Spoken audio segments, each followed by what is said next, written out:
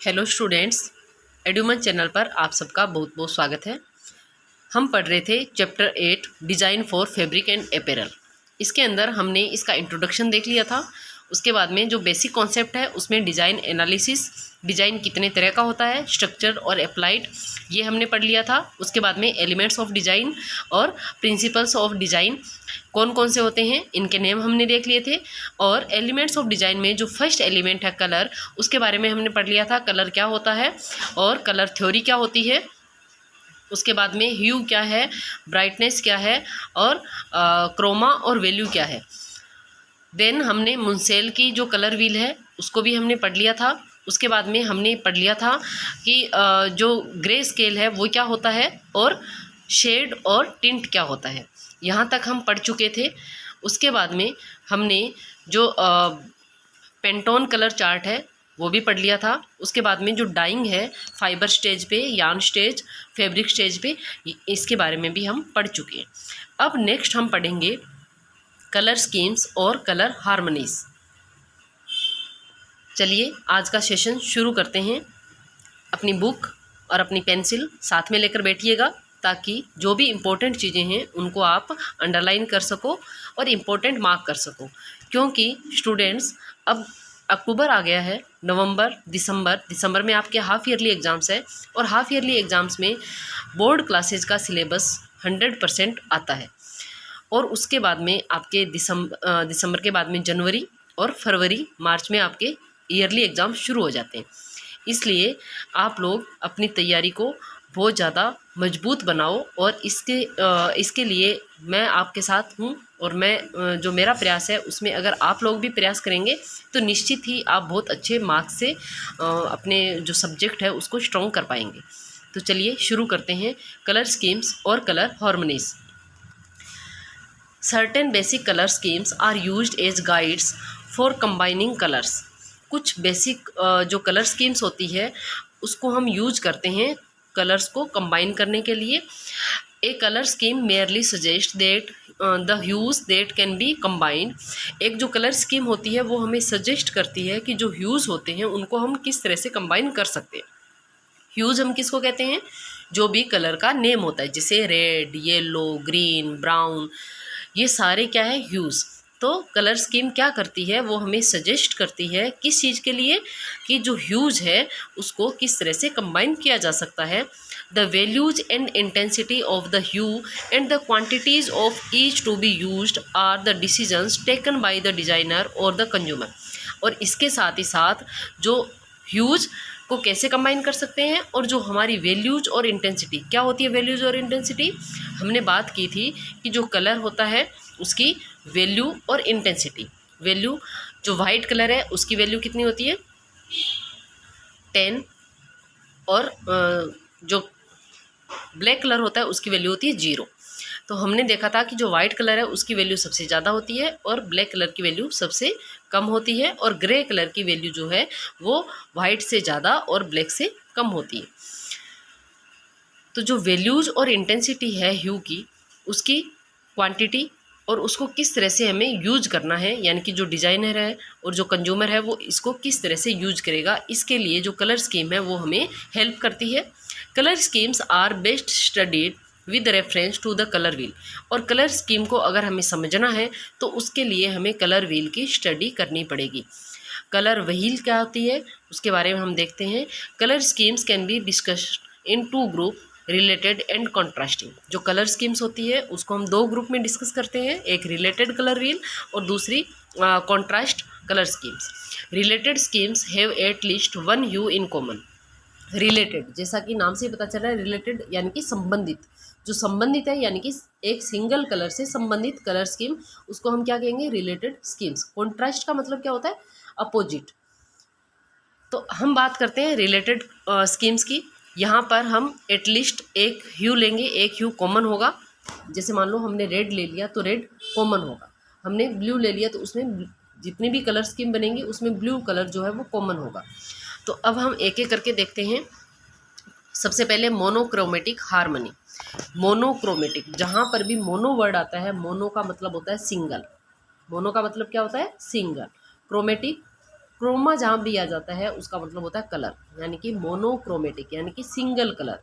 तो single colour की harmony, इसका मतलब क्या है, which means a harmony based on one hue, यानी कि इसका मतलब है कि ऐसी हार्मनी, ऐसी एकरूपता जो किसी एक कलर पे, एक ह्यू पे बेस्ड हो। दिस सिंगल ह्यू में be varied in value and और इंटेंसिटी, और ये जो सिंगल ह्यू है ये वेरी करता है उसकी वैल्यू और उसकी इंटेंसिटी के आधार पे, यानी कि उसकी वैल्यू और उसकी इंटेंसिटी, यानी कि लाइट और डार्क। यानी कि जो रेड कलर है वो लाइट भी हो सकता है, वो डार्क भी हो सकता है, लेकिन रेड कलर जो है वो कॉमन कलर है, इसलिए हम इसको कहेंगे मोनोक्रोमेटिक हार्मनी। फिर है ए क्रोमेटिक हार्मनी। ए क्रोमेटिक, जहाँ पर भी ए वर्ड आ गया, ए का मतलब नहीं है, क्रोमेटिक यानी कि कलर, जहाँ पर कोई कलर नहीं है। ऐसे कौन से कलर है जो कलर नहीं है, वाइट, ग्रे, ब्लैक, ये किस में आ जाएंगे आपके ए क्रोमेटिक हार्मनी में। Uses only neutral such as a combination of black and white, यानी कि यहाँ पर हम कौन से कलर यूज करेंगे, जो न्यूट्रल कलर है, और कॉम्बिनेशन किसका, ब्लैक एंड वाइट का। नाम से ही पता चल रहा है ए क्रोमेटिक हार्मनी, यानी कि इसमें हम कौन से कलर यूज करेंगे, ब्लैक एंड वाइट कलर। फिर नेक्स्ट है ए सेंटेंट neutral utilizes one hue and a neutral और एन ए क्रोमेटिक कलर। ए सेंटेंट न्यूट्रल क्या मतलब क्या होता है, जहाँ पर एक तो कोई ह्यू होगा यानी कि एक तो कलर होगा, और उसके साथ एक हम न्यूट्रल कलर यूज करेंगे, या ए क्रोमेटिक, उसमें ब्लैक भी हो सकता है, वाइट भी हो सकता है। यानी कि जैसे मान लो रेड के साथ हम ब्लैक यूज कर रहे हैं, रेड के साथ हम वाइट यूज कर रहे हैं, ब्लू के साथ ब्लैक यूज कर रहे हैं, ब्लू के साथ वाइट यूज कर रहे हैं, तो इस तरह की जो कलर स्कीम होगी उसको हम बोलेंगे ए सेंटेंट न्यूट्रल कलर स्कीम। नेक्स्ट है एनालोगस हार्मनी। एनालोगस हार्मनी का क्या मतलब है कि यहाँ पर जो कलर्स है उनको हम कॉम्बिनेशन में यूज करेंगे। जैसे हम दो या दो से ज़्यादा, दो या तीन जो कलर है उनको हम यूज कर सकते हैं, और वो कलर कौन से होंगे, वो कलर जो कलर व्हील है उसमें जो साइड बाय साइड जो कलर है उनको यूज करेंगे। जैसे मान लो कलर व्हील, अगर अपन बात करें कलर व्हील की, तो कलर व्हील में मान लो दो कलर जो आसपास के कलर है उनको हम यूज कर सकते हैं। एक कलर ले सकते हैं मिडल वाला, उसके जो दोनों साइड के कलर है उनको हम यूज कर सकते हैं। तो ऐसी जो कलर स्कीम होती है उसको हम एनालोगस कलर हार्मनी कहते हैं। Use of four or many hues में create a jumble unless each one is in very small quantity, और इसके अंदर हम चार या चार से ज़्यादा ह्यूज का भी यूज कर सकते हैं और एक जम्बल क्रिएट कर सकते हैं। नेक्स्ट है कॉन्ट्रास्टिंग स्कीम। अब तक हमने पढ़ी रिलेटेड स्कीम। रिलेटेड का मतलब जहाँ पर हम सिंगल कलर का यूज करते हैं, यानी कि एक कलर जो है वो कॉमन कलर होगा, बाकी और कलर भी ले सकते हैं लेकिन एक कलर कॉमन होगा। मोनोक्रोमेटिक, इसके अंदर हम ओनली सिंगल कलर यूज करेंगे, उसकी हम अलग अलग वैल्यूज, अलग अलग इंटेंसिटी यूज करेंगे। ए क्रोमेटिक हार्मनी में हम न्यूट्रल कलर्स यूज करेंगे। ए सेंटेंट न्यूट्रल में हम एक ह्यू कोई भी और उसके साथ में एक न्यूट्रल कलर यूज करेंगे, और एनालोगस हार्मनी के अंदर हम दो या तीन जो ह्यू है उनका यूज कर सकते हैं। और वो ह्यू हम कैसे यूज करेंगे, जैसे मान लो कोई भी एक ह्यू हमने ले लिया, कोई भी एक कलर ले लिया कलर व्हील के अंदर, और उसके आसपास के जो कलर है उनको मिला करके हम उसको यूज करेंगे। अब नेक्स्ट है contrasting schemes can be follow. Contrasting schemes में कौन सी स्कीम्स आ जाएगी, कॉम्प्लीमेंट्री हार्मनी। कॉम्प्लीमेंट्री हार्मनी का मतलब क्या है, to a harmony using two hues that lies directly opposite to one another on colour wheel. अगर हम बात करें कलर व्हील की, तो कलर व्हील पर जो दो ह्यू एक दूसरे के अपोजिट है उनका यूज करना, उसको हम क्या कहेंगे, कॉम्प्लीमेंट्री हार्मनी। जैसे मान लो जो येलो कलर है उसके जस्ट अपोजिट में जो कलर है उसका यूज करना, इसको हम क्या कहेंगे, कॉम्प्लीमेंट्री हार्मनी। रेड के जस्ट अपोजिट जो कलर है कलर व्हील में, ब्लू के जो जस्ट अपोजिट कलर है कलर व्हील में, उसका यूज करना क्या कहलाएगा, कॉम्प्लीमेंट्री हार्मनी। नेक्स्ट है डबल कॉम्प्लीमेंट्री। अब नाम से ही पता चल रहा है डबल कॉम्प्लीमेंट्री। डबल कॉम्प्लीमेंट्री का मतलब यानी कि दो कलर हम पेयर में यूज करेंगे और जस्ट उनके दो अपोजिट कलर्स का यूज करेंगे। Double complementary has two pairs of complement. हम यहाँ पर दो पेयर का यूज करेंगे। Generally neighbours on the colour wheel, और जनरली हम उनको यूज कैसे करेंगे, जो कलर व्हील में पड़ोसी कलर होते हैं, आपस में एक दूसरे के पास वाले कलर होते हैं, उनका यूज हम करते हैं। अब बात आती है स्प्लिट कॉम्प्लीमेंट्री की। स्प्लिट कॉम्प्लीमेंट्री क्या होता है, harmony is a three colour combination utilizing a hue. इसके अंदर हम तीन कलर का कॉम्बिनेशन यूज करेंगे, और करेंगे कैसे, its complement directly across on the colour wheel and neighbour. हम इसका यूज करेंगे कि जो कलर व्हील है उसमें जो एक बीच का कलर लेंगे और उसके बाद में उसके जस्ट अपोजिट जो कलर है उसके उस कलर को ना लेकर के उसके आसपास के जो पड़ोसी कलर है उनको हम लेंगे। फिर नेक्स्ट है एनालोगस कॉम्प्लीमेंट्री। एनालोगस कॉम्प्लीमेंट्री क्या है? Is a combination of analogous and complementary schemes, a complement selected for dominance in a group of neighbouring colour. इसके अंदर भी हम दो कलर का यूज करते हैं और ये कॉम्प्लीमेंट्री स्कीम की तरह ही होता है, लेकिन इसके अंदर जो डोमिनेंस किसका होता है? नेबरिंग कलर्स के ग्रुप का, यानी कि दो हम कलर लेंगे और उसके जस्ट अपोजिट के हम दो कलर और लेंगे। फिर है ट्राइडिक हार्मनी। ट्राइडिक हार्मनी का मतलब हम कलर व्हील में ऐसे कलर लेंगे जिससे एक क्या बने? ट्रायंगल बने।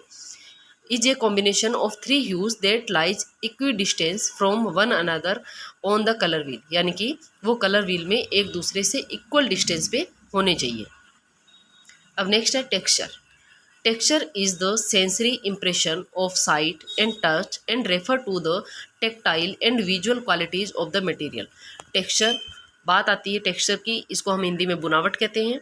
यानी कि जब हम किसी भी ऑब्जेक्ट को टच करके देखते हैं, यानी कि ये हमारा सेंसरी इंप्रेशन होता है। सेंसरी का मतलब होता है हमारे जो भी सेंसेज हैं उनके द्वारा देखना। जैसे हमारे आँखों के द्वारा देख करके हमें कोई भी ऑब्जेक्ट है वो कैसा लग रहा है, टच करके कैसा लग रहा है, और हमें जो टेक्टाइल और जो विजुअल क्वालिटीज़ है मटेरियल की उसी को ही हम क्या कहते हैं?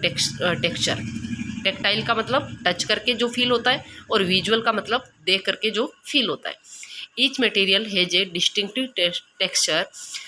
हर एक मटेरियल का अपना एक अलग टेक्सचर होता है। Texture can be described in terms of, texture को भी हम डिस्क्राइब कर सकते हैं अलग अलग, जैसे हाउ इट लुक्स, दिखने में ये कैसा दिख रहा है। शाइनिंग दिख सकता है, डल दिख सकता है, opaque, dense, transparent, translucent, glossy. How it behave, किस तरह का बिहेव कर सकता है। बिहेव का मतलब यानी कि hang slim, stiff, sticking out, clinging, flowing out, यानी कि हमें बहता हुआ दिखेगा, हमें क्लिंगिंग दिखेगा, हमें स्टिकिंग दिखेगा, किस तरह का दिख रहा है।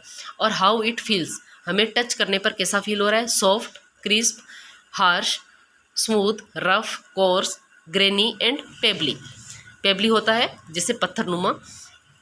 इन the chapter fabric around us of the class 11th book we learn that it is mainly the textile material that bring texture in our daily life. हमने जो क्लास 11th के अंदर फैब्रिक अराउंड अस पढ़ा, उसके अंदर जो टेक्सटाइल मटेरियल है जो हम डेली लाइफ में काम में लेते हैं उनमें किस तरह का जो टेक्सचर होता है उसको भी हमने पढ़ा था। You may also recall the factors that determine the texture in textile material. तो उस चीज़ को आप रिकॉल कर सकते हो जो भी हमने उसमें टेक्सचर के बारे में पढ़ा था टेक्सटाइल मटेरियल के अंदर। These can be summarised as, उसको हम इस तरह से समराइज कर सकते हैं जैसे फाइबर कंटेंट। फाइबर कंटेंट में क्या होता है? फाइबर टाइप, नेचुरल फाइबर है या मैनमेड फाइबर है, उसकी लेंथ कैसी है, फाइनेस कैसी है, यानी कि छूने पर वो कैसा लग रहा है, फाइन लग रहा है या कोर्स लग रहा है या रफ लग रहा है, और उसकी जो सरफेस है वो कैसी है। नेक्स्ट है yarn processing and yarn type. ये सारा हम 11th क्लास के बुक में पढ़ चुके हैं, इसको हम सिर्फ रिकॉल कर रहे हैं इसलिए यहाँ पर शॉर्ट में दिया हुआ है। फिर है yarn processing and yarn type. Yarn की प्रोसेसिंग हम कैसे करते हैं? मेथड ऑफ प्रोसेसिंग, यार्न की प्रोसेसिंग के लिए स्पिनिंग करते हैं हम उसको ट्विस्ट करते हैं। तो twist inserted during processing, processing के दौरान जो हम ट्विस्ट देते हैं, ट्विस्ट क्यों देते हैं? ताकि दो या दो से जो अधिक फाइबर है उनको आपस में जोड़ने के लिए और जोड़ करके एक मजबूत एक स्ट्रॉन्ग यार्न बनाने के लिए हम ट्विस्टिंग करते हैं। फिर है finance of yarn and yarn type. Yarn जो है उसकी फाइनेस कैसी है और यार्न टाइप कैसा है। सिंपल यार्न है, कॉम्प्लेक्स यार्न है, नोवेल्टी यार्न है या टेक्सचर यार्न है, ये सब आप पढ़ चुके हो। फैब्रिक कंस्ट्रक्शन टेक्निक, यानी कि हमने फाइबर देख लिया, फिर हमने फाइबर से यार्न बना लिया और यार्न के बाद में हम क्या बनाएंगे? फैब्रिक। तो फैब्रिक को बनाने के लिए कौन सी टेक्निक हमने यूज करी है? हमने वीविंग की है। वीविंग के अंदर भी अलग अलग टाइप्स की वीव्स होती है, जैसे कि आपके प्लेन वीव होती है, ट्विल वीव होती है, हनीकॉम वीव होती है, जेकार्ड वीव होती है। तो हमने कौन सी जो वीव है उसका यूज किया है। फिर नीटिंग, नीटिंग क्या होती है? जैसे अपन वुलन क्लोथ्स जो बनाते हैं, जैसे स्वेटर वगैरह, कार्डिगन वगैरह बनाते हैं, ये भी इसके भी अलग अलग टाइप होते हैं। रिब नीटिंग होती है, वेफ्ट नीटिंग होती है। फिर है फेल्टिंग। फेल्टिंग क्या होता है? एक ऐसा कपड़ा जो बिना बुनाई के बनाया जाता है। कैसे बनाते हैं? इसके अंदर जो छोटे छोटे धागे जब प्रोसेसिंग के दौरान बच जाते हैं, उन धागों को आपस में अधेशन के द्वारा और हाई प्रेशर के द्वारा उसको क्या किया जाता है? चिपकाया जाता है धागों को एक दूसरे से, और उससे जो वस्त्र बनते हैं उनको हम फेल्टिंग कहते हैं। ब्रेडिंग, लेस मेकिंग, ये सारे क्या है? फैब्रिक कंस्ट्रक्शन की टेक्निक्स है, यानी कि अलग अलग टेक्निक का यूज करके हम अलग अलग टाइप के जो फैब्रिक है वो बना सकते हैं। फिर नेक्स्ट है फैब्रिक फिनिशेज। जो फैब्रिक है, हमने लूम, हम बात करते हैं लूम की। लूम क्या है? इक्विपमेंट है जिसके द्वारा हम कपड़े की बुनाई करते हैं। अब उस लूम पर जो हमने कपड़ा बनाया है, वो कपड़ा डायरेक्ट लूम से उतारते ही हमारे पहनने योग्य नहीं होता है। तो इसलिए उस कपड़े को हमारे पहनने योग्य बनाने के लिए उसमें कुछ फिनिशिंग की जाती है। जैसे कौन कौन सी फिनिशिंग हो सकती है? स्टिफनिंग, इसके अंदर हम स्टार्चिंग दे सकते हैं, हम साइजिंग और गमिंग कर सकते हैं। स्टार्चिंग का मतलब, स्टिफनिंग का मतलब क्या होता है? जो कपड़ा, जो बहुत पतला कपड़ा होता है, उसको थोड़ा कड़क बनाने के लिए हम उसमें स्टार्च देते हैं। स्टार्च जो रेडीमेड मार्केट में भी अवेलेबल होता है। इसके अलावा जो चावल है, जो गेहूँ है, या फिर जो आलू है, इनका जो स्टार्च है उसका भी यूज किया जाता है। इसके अलावा आयरनिंग, यानी कि कपड़े पर प्रेस किया जाता है ताकि वो कपड़ा सीधा हो जाए। कैलेंडरिंग, कैलेंडरिंग भी एक तरह की प्रेस ही होती है, आयरनिंग ही होती है, लेकिन ये बड़े लेवल पे रोलर्स के माध्यम से की जाती है। रोलर्स बहुत गर्म रोलर्स होते हैं और उनके बीच में से कपड़े को निकाला जाता है, तो कपड़ा जो है वो एकदम स्ट्रेट हो जाता है। और टेंटरिंग, टेंटरिंग क्या होती है? जब हम लूम से कपड़े को उतारते हैं, तो उतारने के दौरान जो कपड़ा है वो साइड में से कहीं से अंदर की ओर होता है, कहीं से बाहर की ओर होता है। तो वो जो कपड़ा है उसको एक सीध में करने के लिए एक प्रोसेसिंग की जाती है जिसको हम टेंटरिंग कहते हैं। नेपिंग, फुलिंग, ये सब फिनिशेज के नेम है। नेक्स्ट है सरफेस ऑर्नामेंटेशन। सरफेस ऑर्नामेंटेशन का मतलब होता है कि जो कपड़ा, जो फैब्रिक हमने बना लिया, बनाने के बाद में हमने उसकी फिनिशिंग कर दी, अब उस फैब्रिक को और ज़्यादा सुंदर बनाने के लिए हम उसके ऊपर जैसे पेंटिंग करना, प्रिंटिंग करना, उसकी डाई करना, एम्ब्रॉयडरी करना, उस पर स्टिचिंग इफ़ेक्ट लाना, ये सारे जो जितने भी काम होते हैं उस कपड़े को और ज़्यादा सुंदर दिखाने के लिए उसको हम कहते हैं सरफेस ऑर्नामेंटेशन। ये सारा क्या है? हमारे 11th क्लास की जो बुक है उसमें हम फैब्रिक अराउंड अस, उसमें हम पढ़ चुके हैं। The main purpose of texture in dress design is to create interest and to enhance the desirable feature of the person. जो टेक्सचर है किसी भी ड्रेस डिज़ाइन में, उसका मेन पर्पज़ क्या है? कि जो भी कंज्यूमर है, जो भी पर्सन है, उनमें एक इंटरेस्ट क्रिएट करना और जो डिजायरेबल फीचर्स वो चाहते हैं उनको इन्हांस करना। जैसे अगर हम लोग कोई ड्रेस बनवाना चाहते हैं तो हम लोगों को एक हमारे सामने दो सेम फैब्रिक की ड्रेस होती है। एक ड्रेस एकदम सिंपल स्टिच की हुई होती है और दूसरी ड्रेस जो है उसके अंदर अच्छे सुंदर बटन लगे होंगे, उसमें कोई एम्ब्रॉयडरी करी हुई होगी। तो हमें उनमें से कौन सी ड्रेस ज़्यादा अच्छी लगेगी? जो हमें दिखने में ज़्यादा सुंदर लग रही है। तो जिसका टेक्सचर ज़्यादा अच्छा होगा उसमें जो भी पर्सन है उसको और ज़्यादा इंटरेस्ट क्रिएट होगा, और इसके साथ ही साथ वो जो भी डिजायरेबल फीचर्स हो चाहता है वो इन्हांस किया जाता है। Textures used should have a pleasing relationship to each other to achieve harmony. जो टेक्सचर है उसका भी यूज हम किस में करते हैं? हम हार्मनी को अचीव करने के लिए करते हैं, यानी कि एक रूपता लाने के लिए टेक्सचर का भी यूज किया जाता है। In dress the texture used should be appropriate to figure. जो ड्रेसेज है उनमें टेक्सचर का यूज हम किसके लिए करते हैं? हम अप्रोप्रिएट फिगर के लिए करते हैं। हम पर्सनल कैरेक्टरिस्टिक्स, जैसे मान लो कोई इंसान है, उसकी जो कैरेक्टरिस्टिक्स है, उसकी जो बॉडी है, उसकी बॉडी के अकॉर्डिंग जो है फैब्रिक का टेक्सचर रखना।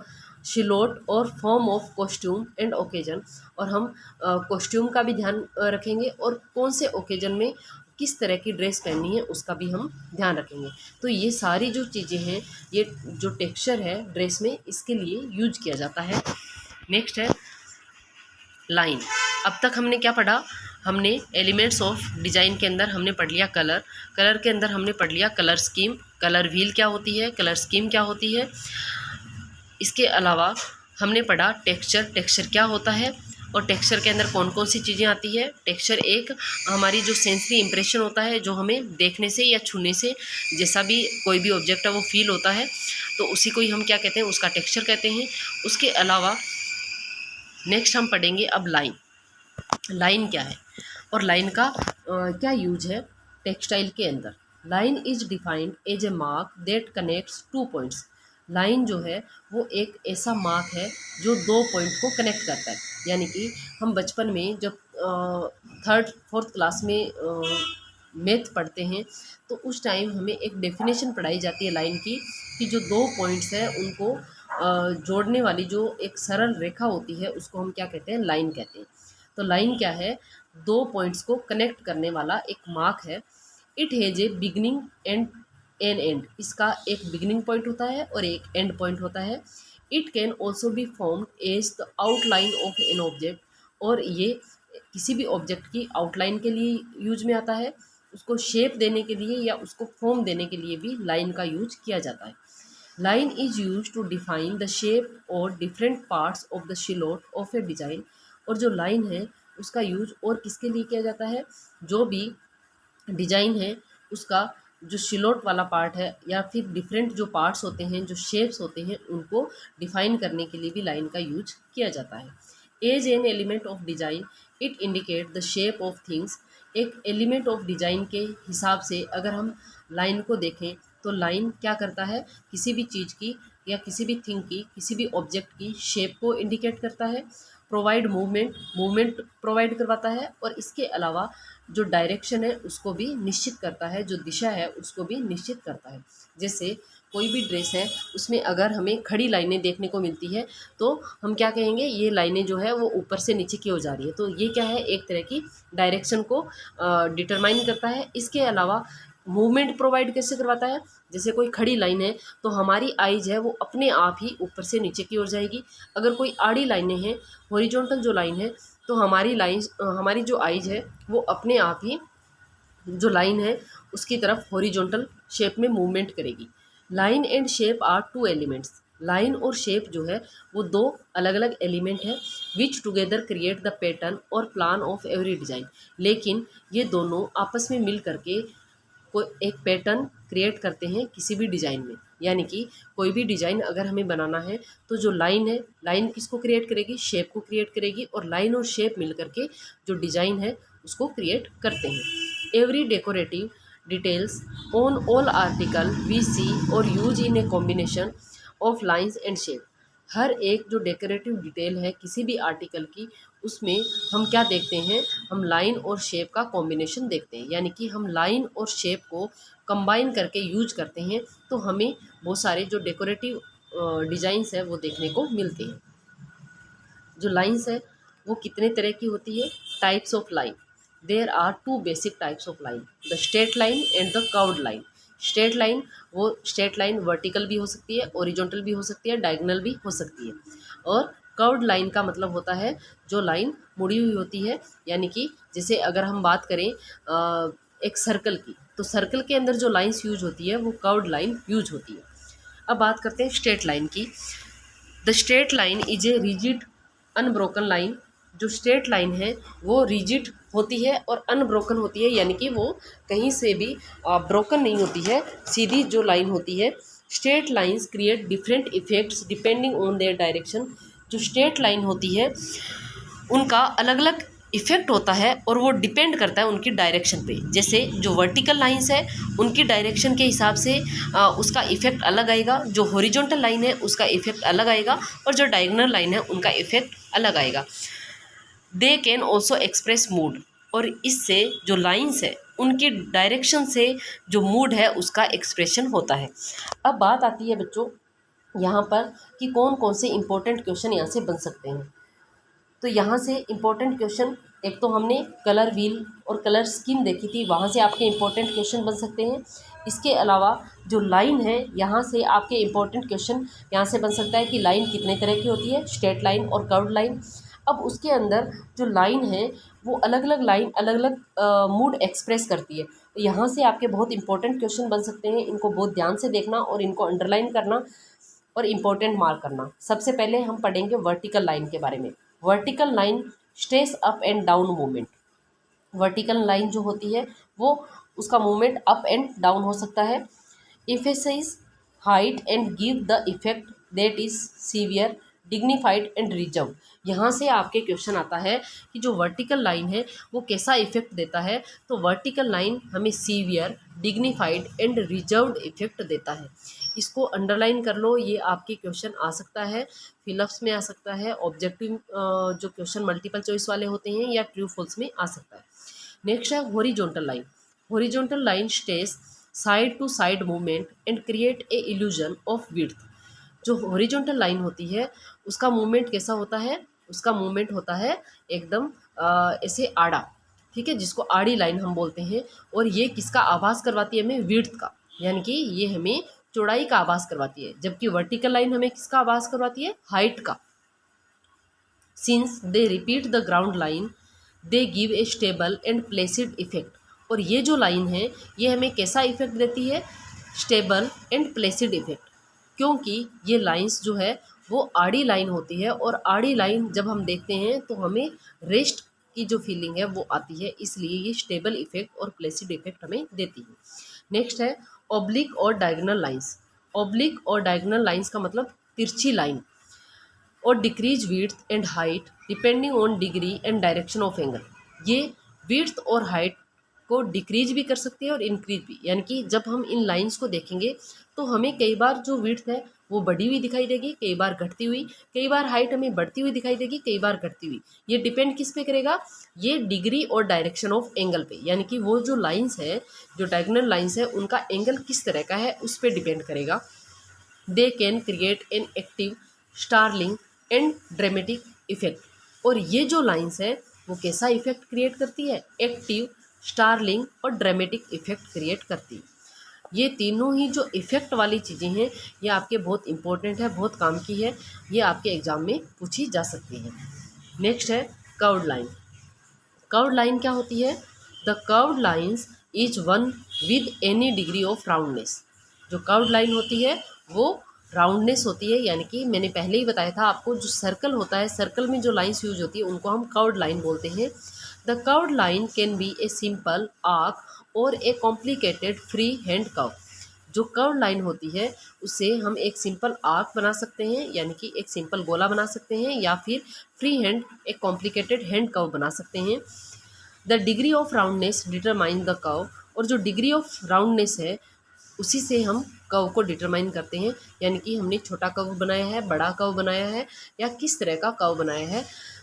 A slight degree of roundness is called a restraint curve. एक स्लाइट डिग्री यानी कि कम डिग्री का जो राउंडनेस होता है उसको हम कहते हैं रिस्ट्रेंट कर्व। एक ग्रेट डिग्री यानी कि जिसमें जो राउंडनेस की डिग्री है वो ज़्यादा बड़ी होती है उसको हम क्या कहते हैं, गिव्स ए सर्कुलर कर्व। उसको हम क्या कहेंगे, सर्कुलर कर्व। इसको अंडरलाइन कर लेना। Certain objects are associated with these curves and named a such, for example parabola, scroll, meander, hairpin, whiplash और serpentine, figure of 8, ogee etcetera. और कुछ ऑब्जेक्ट्स जो कि कर्व्ड लाइन के साथ एसोसिएटेड है उनके कुछ के एग्जाम्पल दिए हुए हैं, उनके नेम आप देख लेना, parabola, scroll, meander, hairpin, whiplash और सर्पेंटाइन। नेक्स्ट है long and flowing curved lines appear most graceful and rhythmic. जो लंबी और फ्लोइंग कर्व होती है उससे हमें कैसा इफेक्ट मिलता है, ग्रेसफुल और रिदमिक। रिदमिक का मतलब होता है लय, यानी कि बार बार में रिपीटेशन एक ही चीज़ का। और जो लार्ज राउंडेड कर्व होते हैं उनसे हमें कैसा इफेक्ट देखने को मिलता है, dramatic touch and tend to exaggerate size. और tiny puffy curve are youthful and gay. और जो छोटे और पफी कर्व होते हैं उससे हमें यूथफुल और गे का जो इम्प्रेशन है, जो इफेक्ट है वो देखने को मिलता है। Line express visual meaning. Line क्या एक्सप्रेस करती है, visual meaning. Straight lines indicate force. जो स्ट्रेट लाइन होती है उससे हमें वो क्या इंडिकेट करती है, फोर्स, बल, स्ट्रेंथ और रिजिडिटी। जबकि जो कर्व्ड लाइन है वो हमें क्या दिखाती है, सॉफ्ट और graceful. When used in design, जब हम इन लाइंस को यूज करते हैं डिज़ाइन में तो जो स्ट्रेट लाइन है वो इंडिकेट करेगी फोर्स, स्ट्रेंथ और रिजिडिटी को, जबकि कर्व्ड लाइन किसको इफेक्ट करेगी, इंडिकेट करेगी सॉफ्ट और ग्रेसफुल को।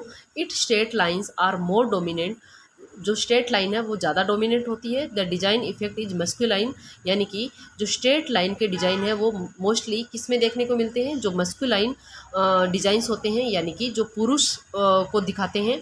और curved lines give the impression of femininity, और जो कर्व्ड लाइन है वो किसको इम्प्रेशन करती है, यानी कि किसको एक्सप्रेस करेगी, फेमिनिटी को और डेंटीनेस को, यानी कि जो फीमेल है उसको एक्सप्रेस करेगी। आज के लिए इतना ही हमने अब तक पढ़ा कलर के बारे में, टेक्सचर के बारे में और लाइंस के बारे में। नेक्स्ट हम पढ़ेंगे शेप्स और फॉर्म्स के बारे में। मिलते हैं नेक्स्ट क्लास में, तब तक के लिए थैंक यू।